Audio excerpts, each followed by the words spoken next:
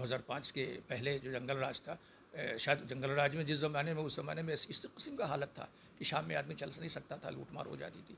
तो आज भी तकरीबन वैसा ही हालत है कि कोई आदमी सड़क पर जा रहा हो, कोई जो ऐसे मोटरसाइकिल से जा रहा हो, वो उसको छीनकर उसकी मोबाइल को, उसके औरतें हैं तो उसके गले के हार को, तो लूट मार तो चल ही रहा है। बिहार में आपने शराबबंदी तो लगाई है, लेकिन शराबबंदी पर आप मजबूती से अमल दरामद नहीं करवा पा रहे। नतीजा ये है कि बंगाल से, इधर यूपी से, इधर नेपाल से धड़ल्ले से शराब आ रहा है बिहार में और बिक रहा है, और उसमें जो है हज़ारों हज़ार बल्कि लाखों लोग जो है से अब लगे हुए हैं उस शराब को बेचने में, लाने में, उस कारोबार में।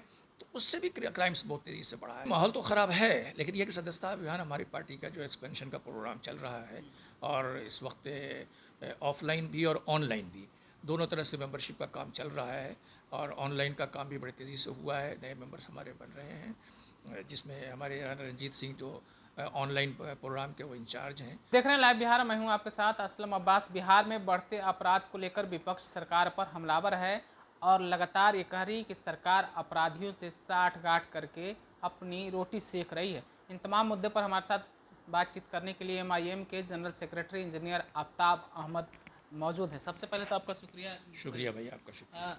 ये बताइए कि जिस तरीके से बिहार में अपराध को लेकर लगातार चर्चाएं हो रही है, आप किस तरीके से देख रहे हैं? भाई ये तो अब रिकॉर्ड की बात आ गई है कि जितना अपराध इस वक्त हो रहा है बिहार में, एक ज़माने में हम लोग कहते थे कि जंगल राज, 2005 के पहले जो जंगल राज था, शायद जंगल राज में जिस ज़माने में, उस ज़माने में इस किस्म का हालत था कि शाम में आदमी चल नहीं सकता था, लूट मार हो जाती थी। तो आज भी तकरीबन वैसा ही हालत है कि कोई आदमी सड़क पर जा रहा हो, कोई जो ऐसे मोटरसाइकिल से जा रहा हो, वो उसको छीनकर उसकी मोबाइल को, उसके औरतें हैं तो उसके गले के हार को, तो लूट मार तो चल ही रहा है। और उसके अलावा मर्डर बहुत हो रहे हैं, इतने ज़्यादा मर्डर हो रहे हैं और इस किस्म से हो रहे हैं कि शूटर आ रहा है और मार के चला जा रहा है, और कोई कंट्रोल नहीं है। तो लॉ एंड ऑर्डर की हालत बहुत ख़राब है बिहार में इस वक्त, बहुत बुरी हालत है। आरोप लग रहे हैं सरकार पर, नीतीश कुमार पर, कि अपराधियों से साठ गांठ है। बहुत बड़े बड़े बाहुबली हैं जिससे नीतीश कुमार से मिलते जुलते हैं, बातचीत कर रहे हैं, सरकार पर कोई ध्यान नहीं। अब ये कि इस किस्म का एक एलिगेशन है, वो सही भी हो सकता है, क्योंकि अपराधियों को बहुत बड़े पैमाने पर टिकट दिया गया है, इलेक्शन में जितवाया गया है, लोग लाए हैं और सारी पार्टियों में आ गए हैं वो लोग।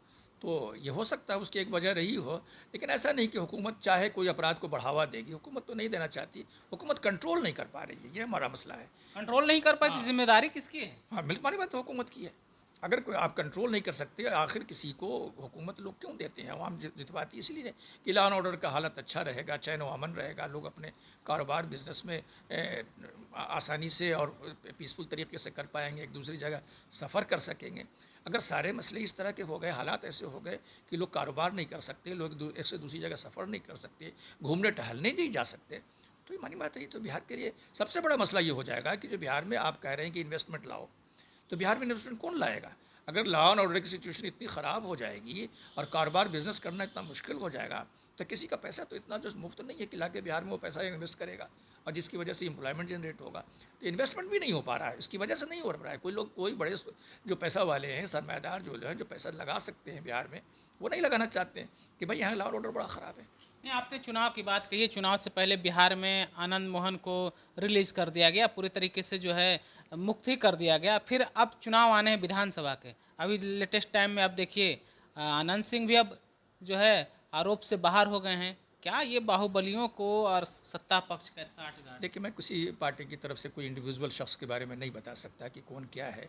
जब तक किसी को सज़ा ना हो जाए और जब तक किसी को जो है सो जुर्म साबित ना हो जाए, तब तक वो मुजरिम नहीं है।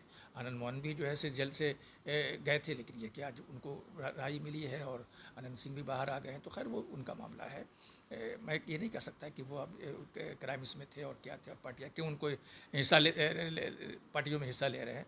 मैं एक जनरल बात कह रहा हूँ, मैं जनरल बात कर रहा हूँ कि इस वक्त जो है वो क्राइम्स बहुत बढ़ा है, क्रिमिनल को कहीं ना कहीं से बहुत शह मिल गया है, और एक बड़ी वजह जो है बिहार में क्रिमिनल्स के बढ़ जाने की, उसकी वजह से ये बूट लेगिंग है। बूट लेगिंग कहते हैं उसको कि जो है शराब के कारोबार, जो नाजायज़ शराब का कारोबार हो रहा है, कि बिहार में आपने शराबबंदी तो लगाई है, लेकिन शराबबंदी पर आप मजबूती से अमल दरामद नहीं करवा पा रहे। नतीजा ये है कि बंगाल से, इधर यूपी से, इधर नेपाल से धड़ल्ले से शराब आ रहा है बिहार में और बिक रहा है, और उसमें जो है हज़ारों हज़ार बल्कि लाखों लोग जो है से अब लगे हुए हैं उस शराब को बेचने में, लाने में, उस कारोबार में।